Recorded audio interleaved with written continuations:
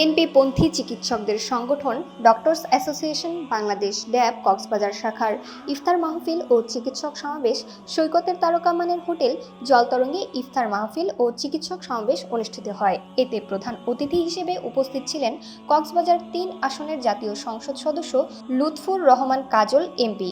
বিশেষ অতিথি হিসেবে উপস্থিত ছিলেন কেন্দ্রীয় ড্যাবের মহাপরিচালক ডক্টর মোহাম্মদ জহিরুল ইসলাম শাকিল, কোষাধ্যক্ষ ডক্টর মোহাম্মদ মেহেদী হাসান, সহসভাপতি অধ্যাপক মোহাম্মদ জসিমউদ্দিন, ডক্টর গোলাম সরোয়ার লিয়াকত হোসেন ভূঁইয়া বিদ্যুৎ, স্বাস্থ্য শিক্ষা অধিদপ্তরের পরিচালক প্রশাসন ডক্টর মিসবাহ উদ্দিন আহমেদ, অধ্যাপক ডক্টর আয়ুব আলী, অধ্যাপক ডক্টর এম.এন. আলম, সহযোগী অধ্যাপক doctor A K. Harun Rashid, doctor Shah Alam, doctor Kafil Uddin, doctor Iftekhar Uddin Qutubi, doctor Amjad Hossain, doctor Osmanur Rashid, doctor Shafiqul Islam Nakib, doctor Arifur Rahman, doctor Jafar Iqbal, doctor Nabab, doctor Nur Mohammad, doctor Mehera, doctor Kahar, doctor Sajid সহ ড্যাবের বিভিন্ন স্তরের নেতৃবৃন্দ।